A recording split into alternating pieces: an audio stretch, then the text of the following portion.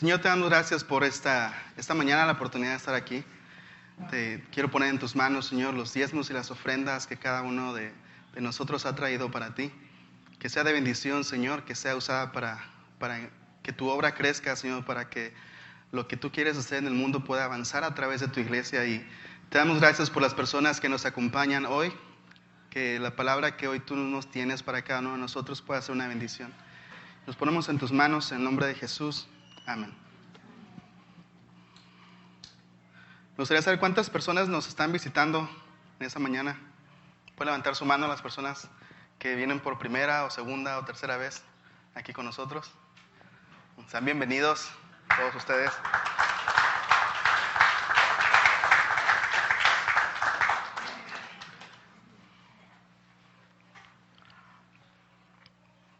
Déjenme aquí abrir, hermanos, nada más el archivo. Doy gracias a Dios porque hoy puede ser aquí mi hermana. Todos pensaban que mi mamá era mi hermana, ¿no? Pero no, mi hermana es la que está ahí a un lado. ¿Puedes levantar tu mano? Ella es mi hermana. A un lado está mi prima y un amigo de ella. Espero que sea amigo. Okay. En esta mañana vamos a estar viendo o vamos a estar estudiando Primera de Samuel, capítulo 4. Así que les invito a abrir sus Biblias ahí en Primera de Samuel, capítulo 4, que es donde vamos a estar estudiando.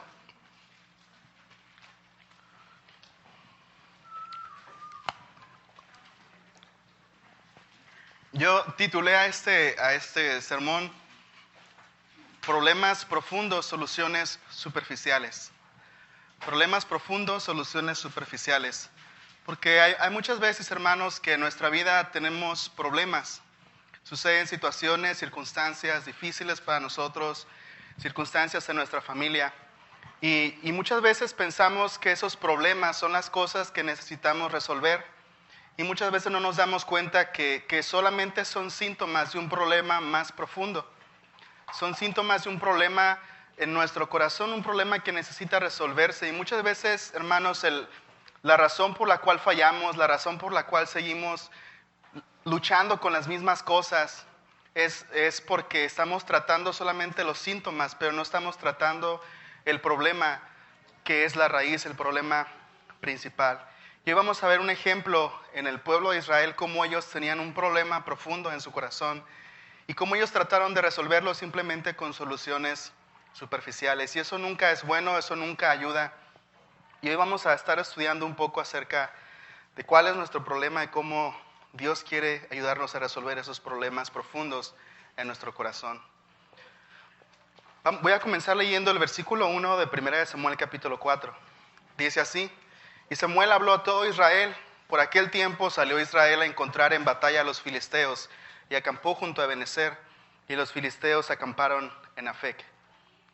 Nos dice aquí en el primer versículo que Samuel habló a todo Israel, pero estas palabras en realidad pertenecen al capítulo anterior que habíamos estudiado, porque pareciera que Samuel está dirigiendo al pueblo a la batalla, pero en realidad no es así. Samuel no estaba presente, Samuel no dirigió al pueblo en esta batalla.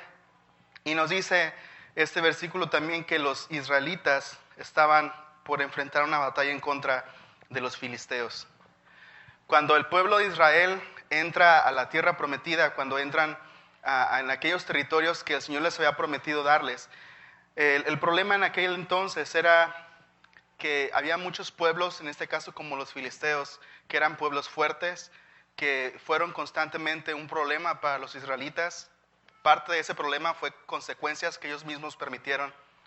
Y los filisteos eran un pueblo fuerte, ellos comenzaron a trabajar el metal. Obviamente tenían una ventaja estratégica sobre el pueblo de Israel porque tenían mejores armas, tenían mejor protección. Entonces era un gran problema. Y la única manera en la que los israelitas podrían ganar una batalla en contra de ellos era que Dios estuviera de su lado. Y continúa la historia en los versículos 2 y 3, que dice así: Y los filisteos presentaron la batalla a Israel, y trabándose el combate, Israel fue vencido delante de los filisteos, los cuales hirieron en la batalla en el campo como a 4,000 hombres.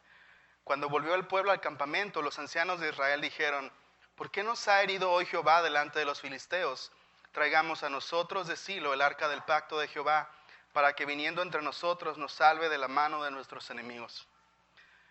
Entonces, estaban a punto de enfrentar una batalla, pelean la batalla y pierden esa batalla. Entonces regresan todos al campamento y los ancianos y los líderes del pueblo de Israel comienzan a platicar y comienzan a preguntarse, ¿por qué sucedió esto? ¿Qué es lo que está mal? La pregunta que ellos se hacen es, ¿por qué Dios nos ha herido? Era una forma de decir, ¿por qué Dios está permitiendo que suceda esto con nosotros? ¿Por qué Dios lo está permitiendo? ¿Y cuántas veces, hermanos, no nos hemos hecho esta misma pregunta? ¿Cuántas veces tú te has preguntado, ¿por qué Dios permite que suceda esto en mi vida? ¿Alguien lo ha hecho o nada más yo? Yo creo que muchos de nosotros lo hemos hecho, ¿no? ¿Por qué Dios, por qué permites que suceda esto? ¿Por qué permites que pase esto? Y quiero darte por lo menos 3 razones por las cuales Dios permite ese tipo de circunstancias. Y la primera razón es para que podamos nosotros examinarnos a nosotros mismos. ¿Sí? La primera razón es para que podamos examinarnos a nosotros mismos. Vamos a leer ahí unos versículos. Vamos a ir a Ageo.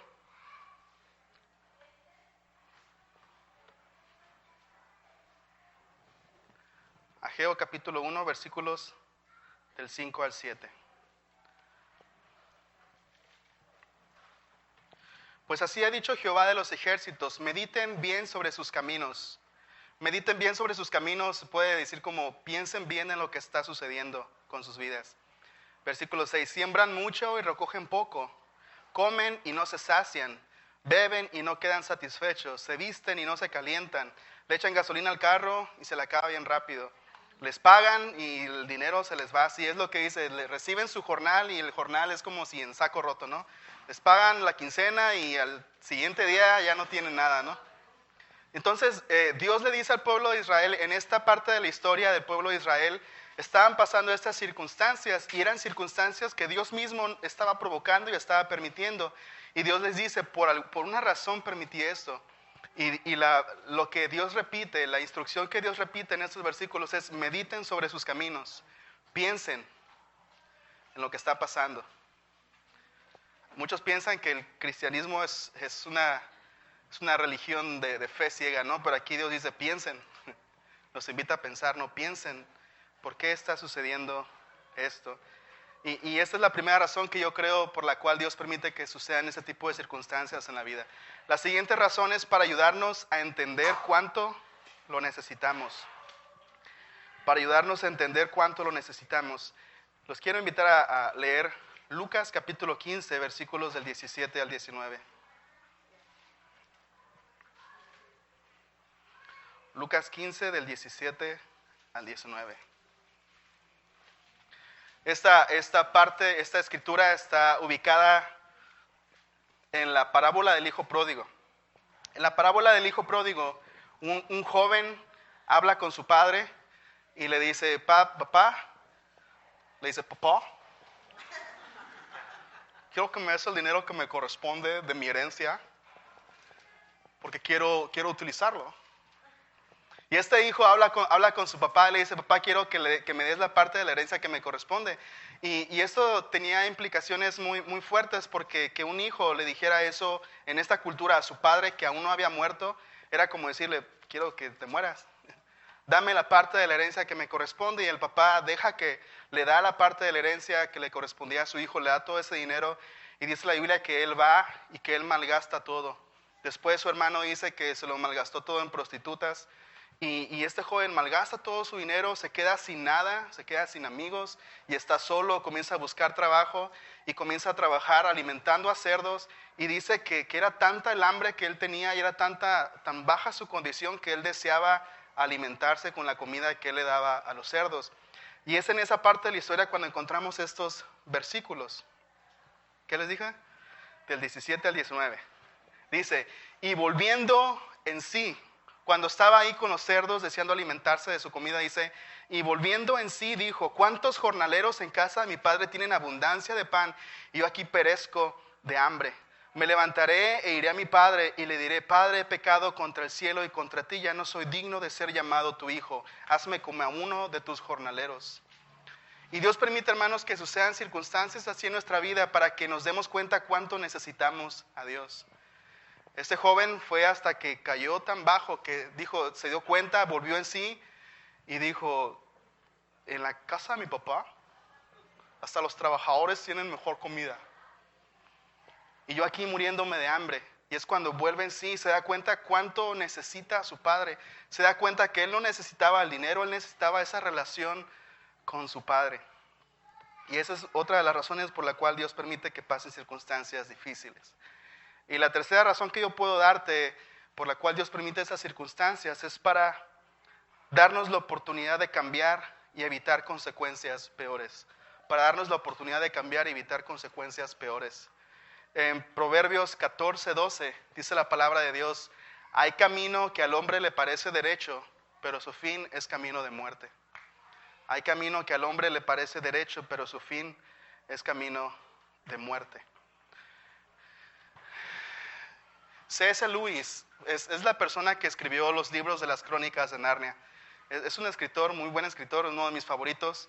Y en una de sus cartas que él mandaba con uno de sus amigos, ellos estaban hablando acerca de la tentación, estaban hablando específicamente del pecado sexual y estaban hablando de cómo cómo parece a veces que Dios nos dice que no hagamos cosas que para nosotros son placenteras, y a veces pensamos que cuando Dios nos prohíbe algo, pensamos, es que Dios no quiere que yo sea feliz, es que Dios no quiere que yo tenga felicidad, que yo encuentre gozo en esas cosas.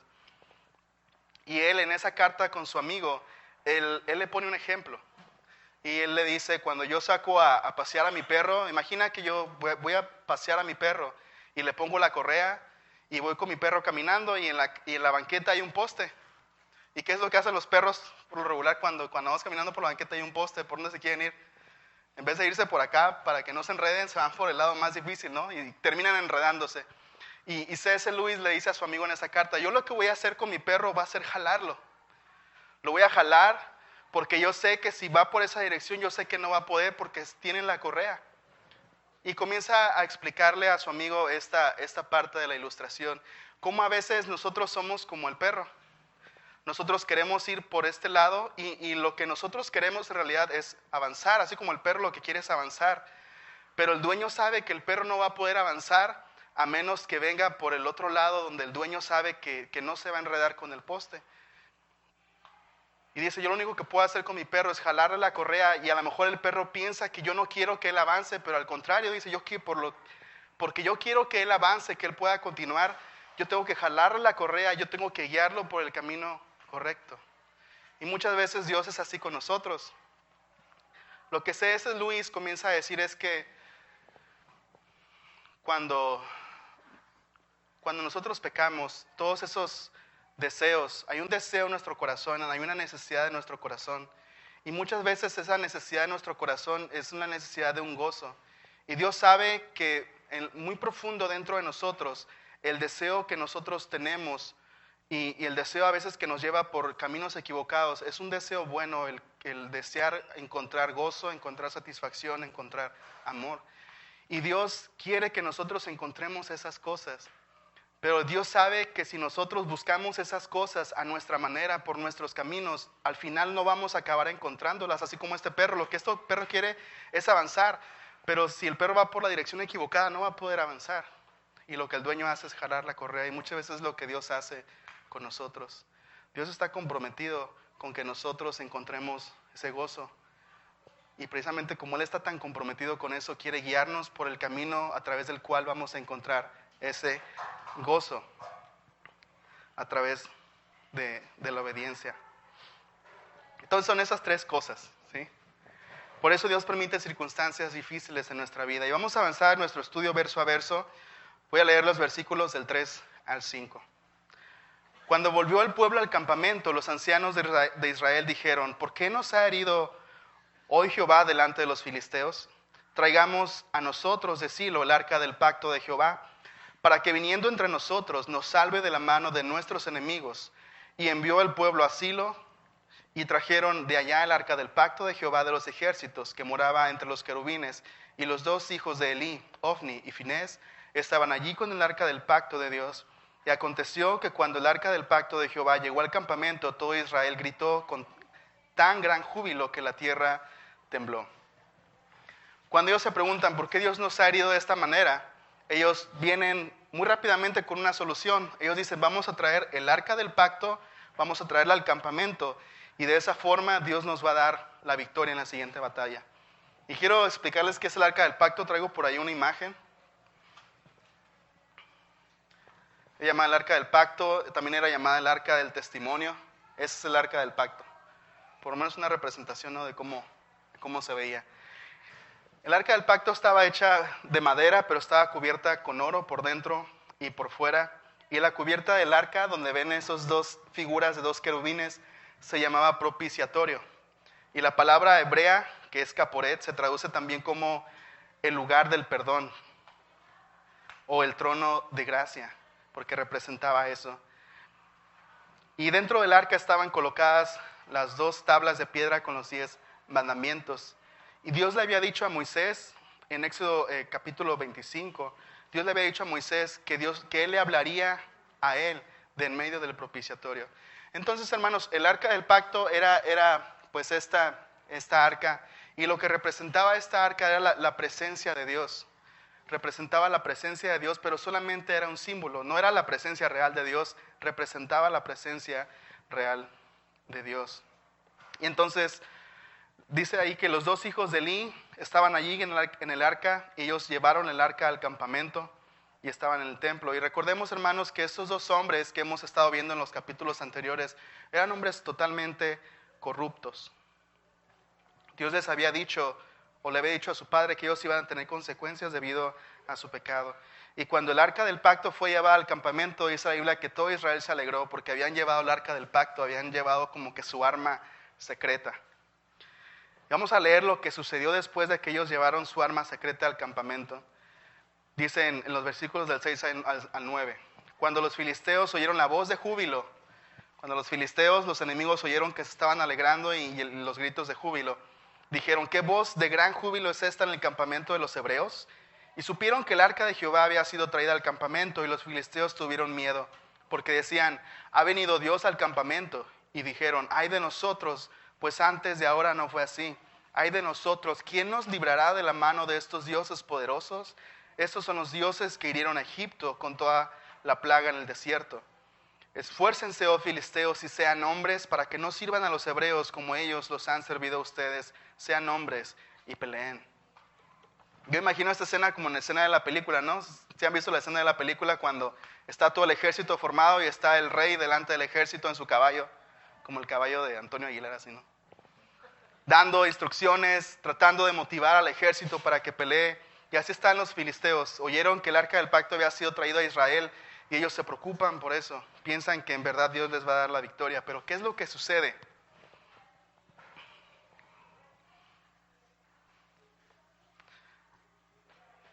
Versículos del 10 al 11. Vemos cuál es el desenlace de esta historia. Dice, pelearon pues los filisteos e Israel, ¿qué dice? Fue vencido. Y huyeron cada cual a sus tiendas, y fue hecha muy grande mortandad, pues cayeron de Israel 30,000 hombres de a pie, y el arca de Dios fue tomada, y murieron los 2 hijos de Eli, Ofni y Finés. No es un final muy feliz para el pueblo de Israel. Y podemos podemos ver que no solamente Israel fue vencido, sino que los filisteos robaron el arca del pacto, y durante la batalla los 2 hijos del sacerdote Eli murieron, Ofni y Finés. Y es donde podemos preguntarnos otra vez, ¿qué sucedió? Hicieron lo que a lo mejor muchos de nosotros hubiéramos hecho, ¿no? Llevaron el arca del pacto, pero en realidad, ¿qué fue lo que sucedió? Y tenemos que volver, hermanos, al versículo 3, donde vamos a analizar, vamos a profundizar acerca de qué fue lo que sucedió con ellos. Porque dice, cuando vimos en el versículo 3 que decía que volvieron después de haber sido derrotados en la primera batalla, y se preguntaron, ¿por qué Dios nos ha herido de esta manera? ¿Por qué Dios permitió esto? Y vimos esta pregunta, hermanos, pero en realidad nunca vimos que el pueblo contestara esta pregunta. Nunca en realidad se pusieron a ver por qué Dios había permitido que sucediera esto. Y tenemos que ver, hermanos, cuál es el verdadero problema. Y para ver cuál era el verdadero problema en ese momento, tenemos que avanzar unos capítulos más adelante, en el versículo 3, en 1 Samuel 7, versículo 3. Primera de Samuel 7, versículo 3. Samuel, que era el profeta que Dios estaba levantando, el profeta fiel, el mensajero que iba a dar el mensaje de Dios, dice: habló Samuel a toda la casa de Israel diciendo: si de todo su corazón se vuelven a Jehová y quitan los dioses ajenos y a Astarot de entre ustedes, y preparan su corazón a Jehová y solo a él sirven, él los librará de las manos de los filisteos. Y aquí Samuel, hermano, nos está revelando cuál era el verdadero problema en el capítulo 3. El verdadero problema que el pueblo de Israel tenía era la idolatría. Ellos estaban sirviendo a dioses, estaban sirviendo a Baal, estaban sirviendo a Astarot. Y podemos escuchar la palabra idolatría y podemos pensar, bueno, eso es algo demasiado arcaico, eso ya no se usa, ¿no? Dicen los chavales. Eso es algo arcaico, ¿no? La idolatría es algo arcaico. Y tenemos, hermanos, que definir entonces para nosotros, para los paseños del 2017, ¿qué significa? ¿Qué significa un ídolo? Yo tengo aquí por lo menos, hermanos, 3 cosas que podemos decir que es un ídolo. Creo que van a aparecer ahí en la pantalla. La primera cosa, hermano, un ídolo es algo que para ti es más importante que Dios. Un ídolo es algo que para ti es más importante que Dios. Segundo, un ídolo es algo que ocupa en tu vida el lugar que solo a Dios le corresponde. Algo que en tu vida ocupa el lugar que a Dios le corresponde. Y tercero, un ídolo es aquello en lo que buscas, aquello en lo que solamente Dios puede darte. Un ídolo es algo en lo que buscas, aquello que solamente Dios puede darte. Y así es como podríamos definir qué es un ídolo, qué puede ser un ídolo en nuestra vida. Y hermanos, cualquier cosa puede convertirse en un ídolo.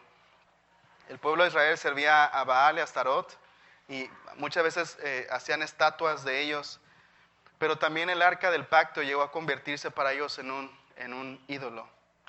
Y déjenme leerles Hay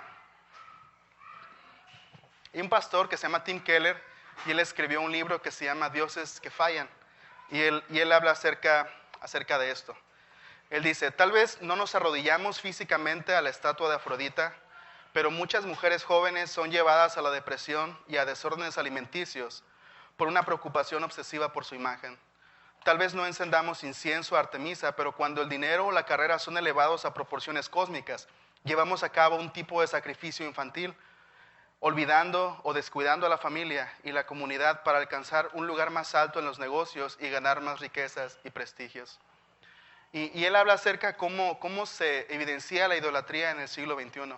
Y creo que Oliver nos hablaba un poco de esto el miércoles, cómo muchos padres, cuando elevan ellos la importancia del dinero, la importancia de la carrera o la importancia del trabajo, dice Tim Keller, ellos llevan a cabo un tipo de sacrificio infantil. En aquellos tiempos, hermanos, cuando el pueblo de Israel servía a Baal, muchas personas sacrificaban a sus hijos, literalmente los entregaban como ofrenda a Baal y los mataban. Y dice Tim Keller, cuando un padre de familia eleva tanto su carrera o la importancia del dinero a proporciones cósmicas, lo que hacen es que descuidan a la familia. Y Oliver nos decía, cuando muchas veces los padres le dan tanta importancia a su trabajo y piensan que es mucho más importante proveer económicamente, que se ausentan emocionalmente de la vida de sus hijos. Y es una manera de sacrificar la relación con ellos en búsqueda de algo que ellos piensan que les va a dar a sus hijos estabilidad.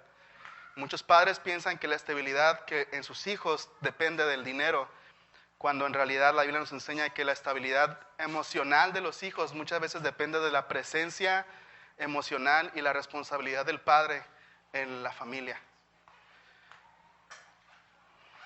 Y es un ejemplo, hermanos, de cómo se evidencia la idolatría en nuestros corazones en el siglo XXI.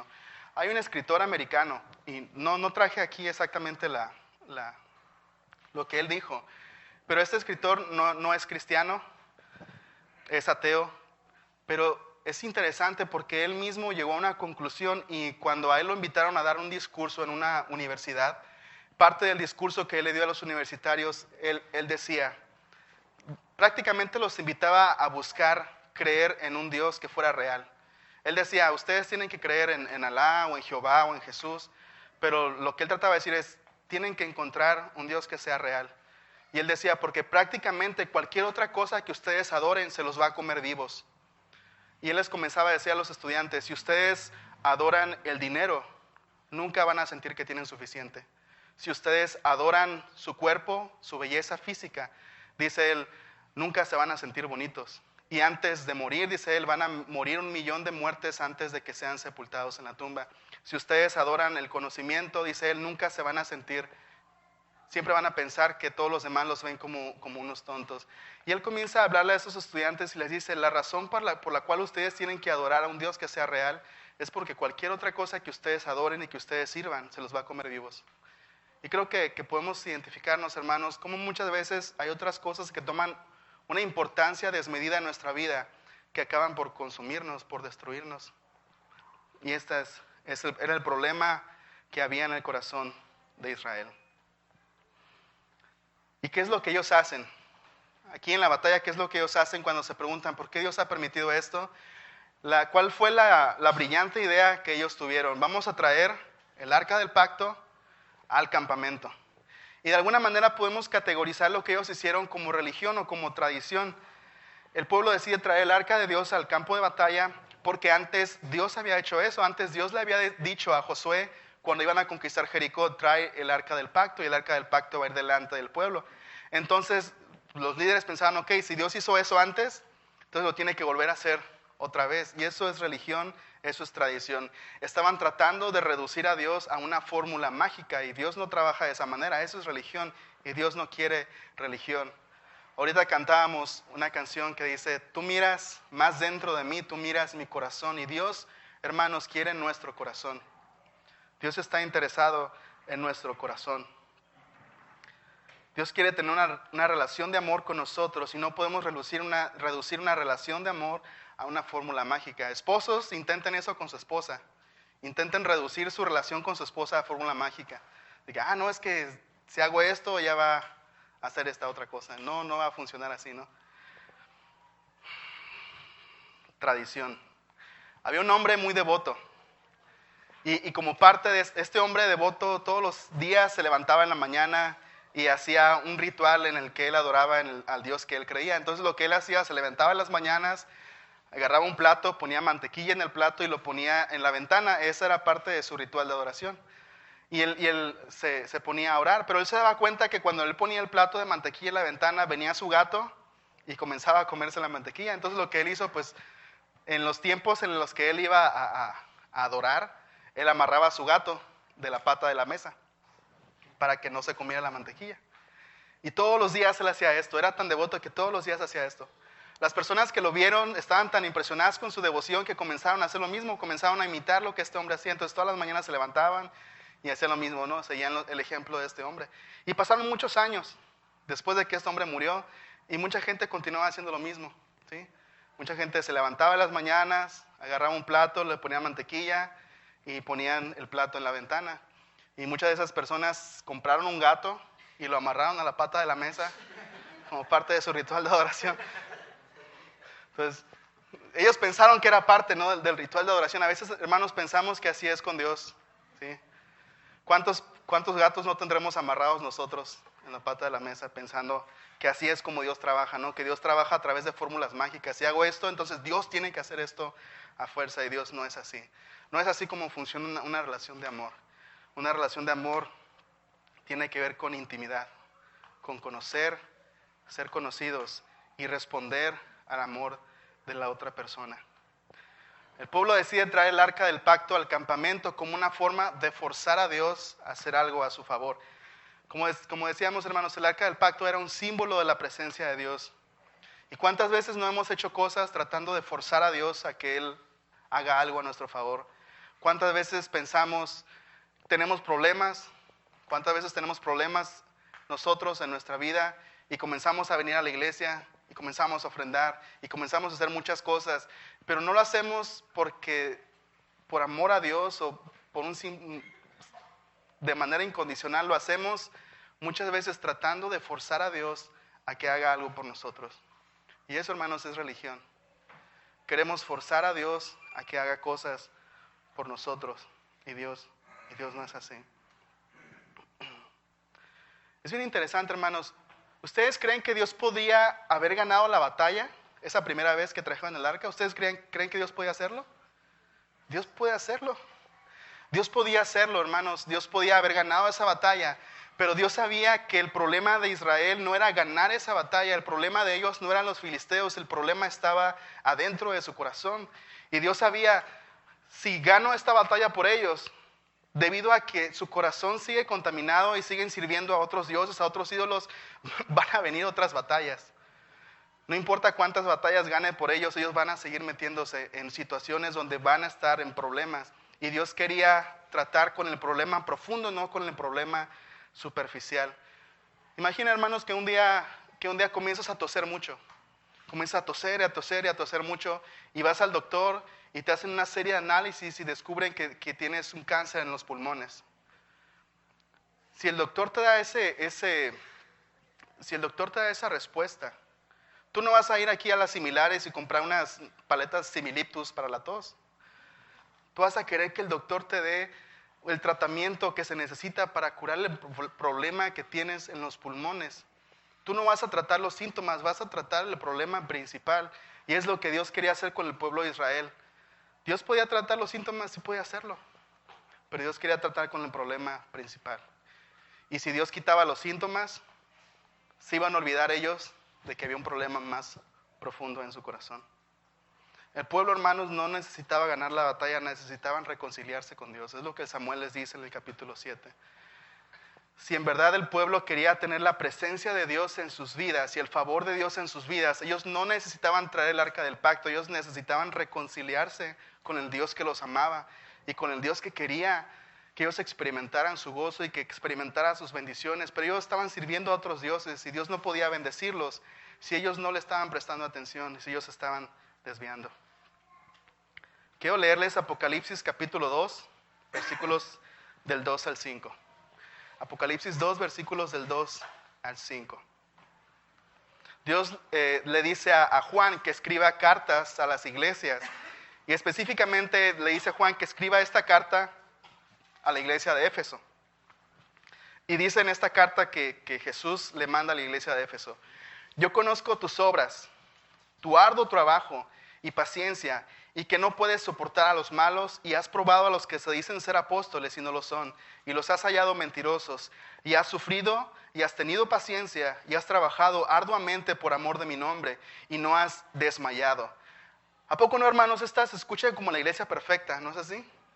Dios comienza a decirle: yo conozco tu trabajo, conozco tu arduo trabajo, conozco tu paciencia. Eres una iglesia que se mantiene saludable, eres una iglesia que trabaja, que hace muchas cosas. ¿Y cuántos no quisiéramos ser como la iglesia de Éfeso acerca de todo eso que Dios dice? Y la iglesia de Éfeso, hermanos, era una iglesia que estaba haciendo todo lo que se suponía que una iglesia tiene que hacer. Pero fíjense lo que sigue diciendo Jesús: pero tengo contra ti que has dejado tu primer amor. Has dejado tu amor más importante. Has dejado tu amor por mí, tu relación conmigo. Recuerda tanto de dónde has caído y arrepiéntete y haz las primeras obras, pues si no, vendré pronto a ti y quitaré tu candelero de su lugar si no te hubieras arrepentido. La iglesia de Éfeso era una iglesia que estaba haciendo todas las cosas que se suponía que tenía que hacer, pero faltaba lo más importante. Y Jesús dice: has dejado tu primer amor. Tu corazón ya no me pertenece, tu corazón ya no está enfocado en mí.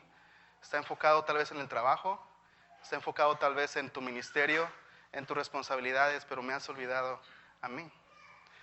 Y es bien curioso, hermanos, que muchas veces incluso las cosas buenas se pueden convertir en un ídolo.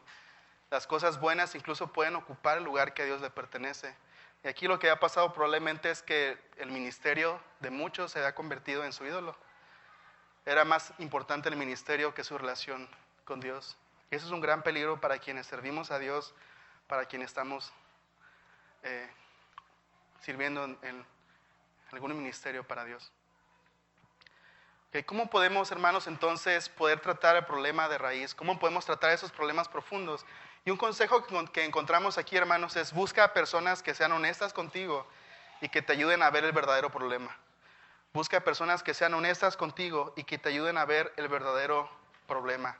Ahí en el versículo 4 dice: y envió el pueblo a Silo y trajeron de allá el arca del pacto de Jehová de los ejércitos que moraba entre los querubines, y los dos hijos de Eli, Ofni y Finés, estaban allí con el arca del pacto.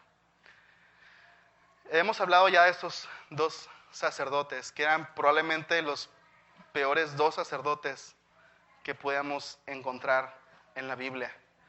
Y en aquellos tiempos no solamente estaban ellos, Dios había levantado ya a Samuel. Pero en vez de ir a Samuel, el pueblo va con aquellas personas que saben que les van a dar por su lado, ¿no? Yo creo que cada uno de nosotros conoce a una persona que si sabemos que si le pedimos consejo va a tratar solamente de darnos por nuestro lado, ¿no? No nos va a decir la verdad, sino que nos va a dar el avión, como decimos, ¿no? Hay un poeta italiano que escribió lo siguiente. Él dice: te amo, y porque te amo me odiarás pronto por decirte la verdad, en vez de adorarme por decirte mentiras. ¿Sí? Es bien difícil, hermanos, el decir la verdad, pero es lo mejor que podemos hacer, es lo mejor que podemos encontrar. Hay personas que pueden lastimarte con la verdad, pero hay personas que pueden destruirte con la mentira. Y tenemos 2 opciones, hermanos. ¿Qué clase de amigos, qué clase de hermanos deseas tener tú? ¿Deseas tener un amigo que te lastime con la verdad o un amigo que te consuele con la mentira? Porque hay muchas personas que van a consolarte con la mentira solamente para agradarte.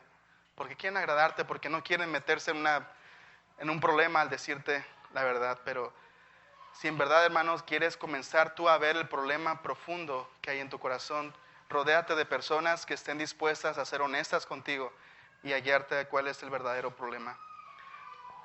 Voy a leerles Jeremías capítulo 6, versículos del 13 al 14, que nos habla acerca de esto. Son palabras de Dios a través del profeta Jeremías. Es que desde el más chico hasta el más grande andan viendo a ver qué se roban. Los profetas y los sacerdotes son todos unos estafadores, porque curan las heridas de mi pueblo de manera superficial y dicen todo quedará en paz, tranquilos, cuando en realidad todo está mal. Y aquí, hermanos, muchas veces Dios habló en contra de este tipo de mensajeros, de este tipo de profetas. Profetas, hermanos, que en vez de decirle la verdad al pueblo de Israel, le decían mentiras. Dice aquí, dicen al pueblo, todo quedará en paz, tranquilos, cuando en realidad, dice Dios, todo está mal. Y Dios lo compara con curar una herida de manera superficial. Y hermanos, estos son los peores mensajeros que pueden existir. Mensajeros que en vez de decirte la verdad para que puedas hacer cambios en tu vida, te dicen todo está bien, tranquilo, no hagas nada. Y era un problema, hermanos, porque cuando Dios quería hacer algo en el pueblo de Israel, cuando Dios quería llevarlos a un arrepentimiento nacional, cuando Dios quería que su pueblo volviera a Él y que pudieran reconciliarse, esos profetas estaban diciendo, no, todo está bien, no se preocupen, tranquilos. Y Dios llevó a cabo un juicio muy fuerte en contra de ellos. Entonces busquemos, hermanos, personas que están dispuestos a tratar la herida de manera profunda y no solamente de manera superficial. Y para terminar, porque me estoy dando cuenta que algunos ya están durmiendo, vamos a avanzar casi a los últimos versículos. En los versículos del 12 al 18, no lo voy a leer, pero les voy a dar un resumen. Después de que Israel es vencido la segunda vez en batalla y de que se roban el arca del pacto, un hombre, un mensajero, sale de aquel campo de batalla y viene corriendo y le da el mensaje a Elí, el padre de los sacerdotes Ofni y Finés, quienes llevaban el arca del pacto. Y les da el mensaje a Elí y le dice que sus 2 hijos han muerto y que el arca del pacto ha sido robada. Y dice ahí la palabra de Dios que al escuchar esa noticia del arca, el profeta Elí se hizo para atrás en la silla en la que estaba y se desnucó la cabeza y murió. Y vamos a ver, hermanos, entonces las consecuencias. Porque lo que está sucediendo aquí, hermanos, es una consecuencia de algo que Dios había tratado de hacer con la familia de Elías, así como lo que está tratando de hacer con el pueblo de Israel. Dios les advirtió, Dios les aconsejó, Dios les dio una oportunidad para arrepentirse, para cambiar de camino, y no lo hicieron. Y Elí, que era el padre, el que tenía la responsabilidad de guiar a sus hijos en esta decisión de cambiar, no lo hizo. Y lo que vemos que está sucediendo aquí es la consecuencia de no haber tomado la decisión correcta cuando tuvieron la oportunidad. Entonces, hermanos, aquí Elí, como sus hijos tuvieron la oportunidad de arrepentirse, la oportunidad de tomar un camino diferente, pero ellos no lo hicieron. Dios le había dicho a Elí que sus hijos iban a morir los 2 en un mismo día a causa de su pecado. Y la razón es porque él como padre no los había estorbado, no los había disciplinado, no los había guiado a la decisión correcta. En vez de Elí ser un estorbo bueno para ellos, los dejó que continuaran en su camino. En vez de disciplinar a sus hijos, les permitió que hicieran todo lo que quisieron, y esto les trajo consecuencias a sus hijos. Probablemente Elí pensó que al no disciplinarlos, él los estaba protegiendo, pero en realidad estaba haciendo todo lo contrario. Al no disciplinarlos, Elí dejó que ellos fueran en un camino que al fin y al cabo sería su destrucción. Como padres de familia, como madres de familia, Dios les ha dado a ustedes la autoridad para disciplinar, para guiar a sus hijos en el camino correcto. Y en la actualidad muchas veces hay muchas personas que piensan que al no disciplinar, al no castigar a sus hijos, los están protegiendo de algo. Pero en realidad muchas veces puede ser todo lo contrario, dejarlos ir en un camino que va a ser su destrucción. A no hacer lo que estaba en sus manos, lo que era su responsabilidad como padre, Elí permitió que sus hijos fueran a su propia destrucción. Porque vemos lo que sucede. Lo que sucedió es que ellos estaban en un lugar donde ellos no debían haber estado. Ellos no debían haber sacado el arca del pacto.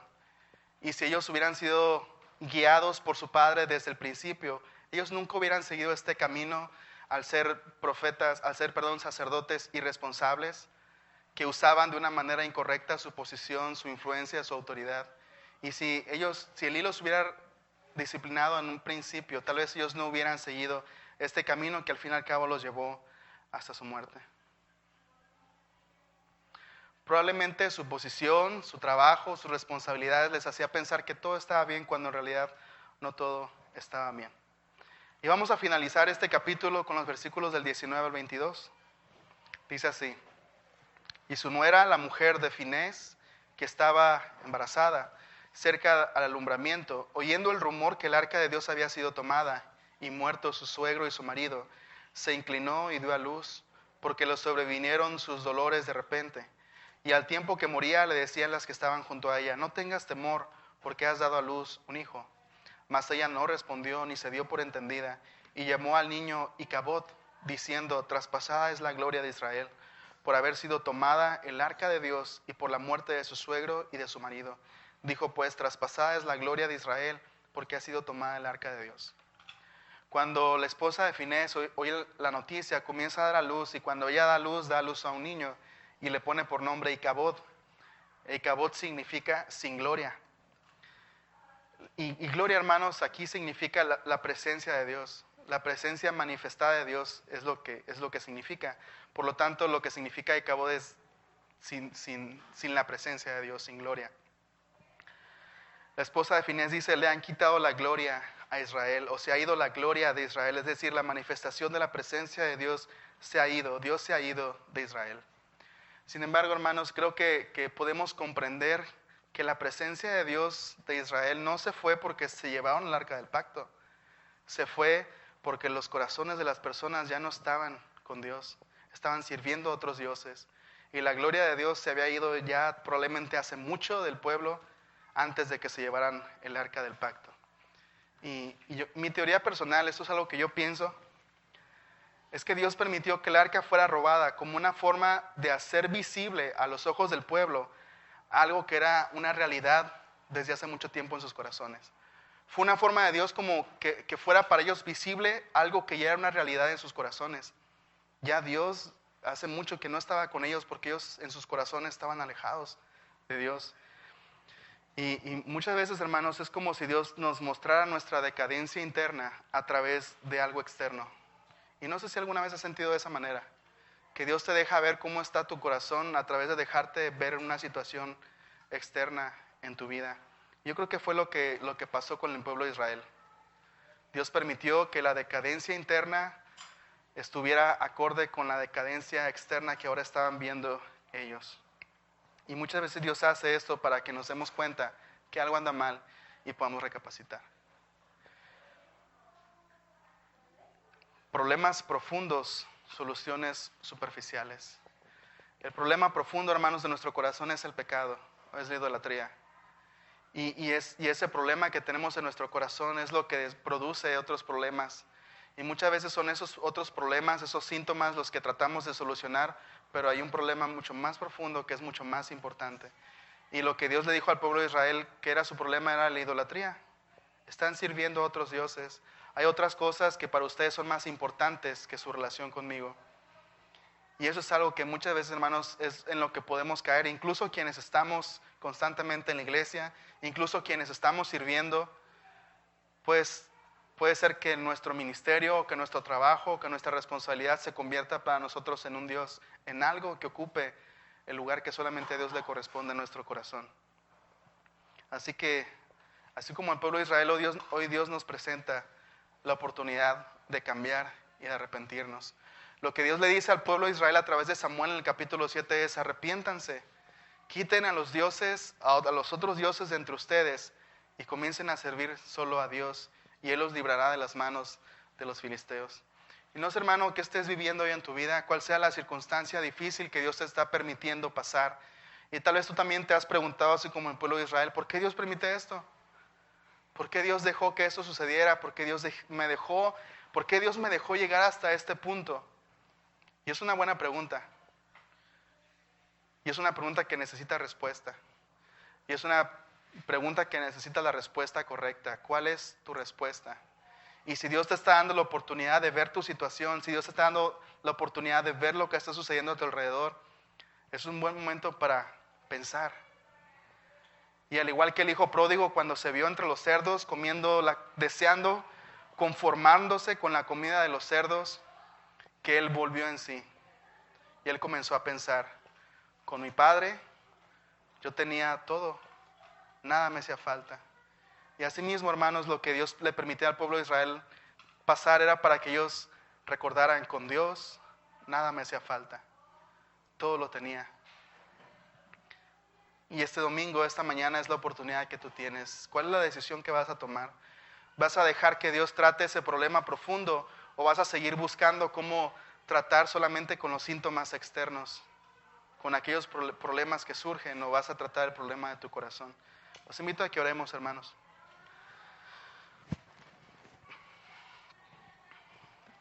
Te damos gracias, Dios, por la oportunidad de escuchar tu palabra y también por la oportunidad de poder por lo menos comenzar a pensar en lo que está pasando en nuestra vida, todas las cosas que están sucediendo, y verlas desde tu perspectiva, y poder preguntarnos por qué has permitido que sucedan estas cosas con nosotros, con nuestra familia, por qué has permitido que lleguemos hasta este punto en donde estamos.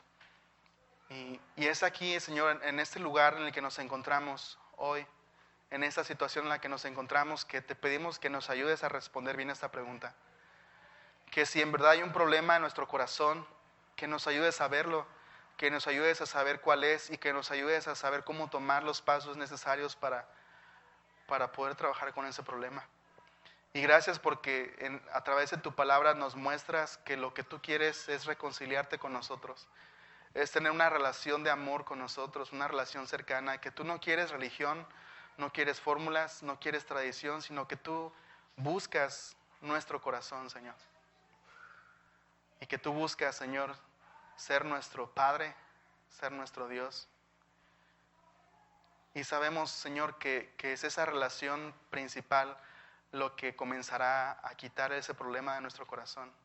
La manera en la que seremos transformados es al comenzar a disfrutar una relación de amor contigo, donde tú eres nuestro Padre, donde tú eres nuestro Dios.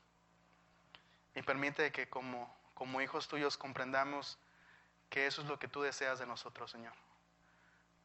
Y que podamos seguir el consejo de Samuel, arrepentirnos, dar una vuelta de 180 grados y volver a ti, Señor, volver a tu casa. Porque sabemos que contigo nada nos hará falta, Señor. Queremos que tú seas nuestro pastor, que tú seas nuestro guía. Y asimismo, en esta actitud de oración, tal vez tú nunca habías escuchado algo así, pero hoy escuchaste que Dios quiere tener una relación de amor contigo, que Dios quiere tu corazón. Dios no quiere tradición, Dios no quiere una religión, Dios quiere tu corazón, que le conozcas y que seas conocido por Él. Y hoy la oportunidad está delante de ti. Dios te dice: arrepiéntete y vuelve Deja los dioses a los que has servido y comienza a servirme a mí. Y esa es la oportunidad que hoy te presento. Si hoy tú deseas decirle a Dios que hoy quieres reconciliarte, quieres comenzar una relación de amor con Él, si hoy quieres decirle a Dios que quieres en verdad hacer un cambio en tu vida, dice la Biblia que lo único que tienes que hacer es arrepentirte, dejar el camino que estás siguiendo ahorita, pedir perdón por tus pecados, por los errores que has cometido y confiar solamente en lo que Jesús hizo en la cruz. El arca del testimonio, el propiciatorio se llamaba el lugar del perdón. Y era un símbolo solamente. El verdadero lugar del perdón es en Jesús, porque Él pagó el pecado por todos nosotros. Y si hoy tú deseas decirle a Jesús que tú quieres entregarle tu vida, entregarle tu corazón, yo solamente te pido que levantes la mano, solamente para saber que quieres tomar esta decisión, que estás tomando esta decisión y que quieres hacer un cambio, que quieres arrepentirte y que quieres reconciliarte con Dios. Si tú quieres tomar esta decisión, te pido que levantes tu mano solamente para orar por ti, para guiarte en el siguiente paso. Dios los bendiga. Dios los bendiga. ¿Alguien más? Vamos a orar. Gracias, Padre, porque tú eres bueno con nosotros y porque siempre, Señor, no importa qué tan lejos pensemos que estemos, Señor, solamente estamos a un paso de ti, a un paso hacia atrás, Señor. Gracias, Padre, porque tú eres bueno y porque tú buscas nuestro corazón, Señor, tal y como está, Señor. Si es un corazón quebrado, tú quieres repararlo. Si es un corazón contaminado, tú estás dispuesto a limpiarlo. Tú no echas a ninguno fuera, tú no rechazas a nadie, Padre, que está dispuesto a seguirte, a reconciliarse contigo. Y en esta generación, Señor, una generación que está creciendo muchas veces sin padres presentes, responsables emocionalmente, Señor, tú quieres ser el Padre de todos aquellos que te buscan. Un Padre amoroso, un Padre que nos disciplina también porque no quiere que nos destruyamos a nosotros mismos. Y en esta mañana estamos delante de ti dándote gracias por las personas que hoy han decidido seguirte, Señor. Así que usa a tu iglesia, Padre, para podernos guiar en este paso, en los siguientes pasos, Señor, para conocerte más y cada día ser más parecidos a ti, para aprender a disfrutar de tus bendiciones y sobre todo, Señor, para convertirnos en personas que te den la gloria a ti. Y te damos gracias por esta mañana, Señor, por tu palabra, por tu iglesia, por los amigos que nos visitan, por los familiares que están con nosotros. Permítenos seguir disfrutando de tu compañía, pero también de la compañía entre nosotros.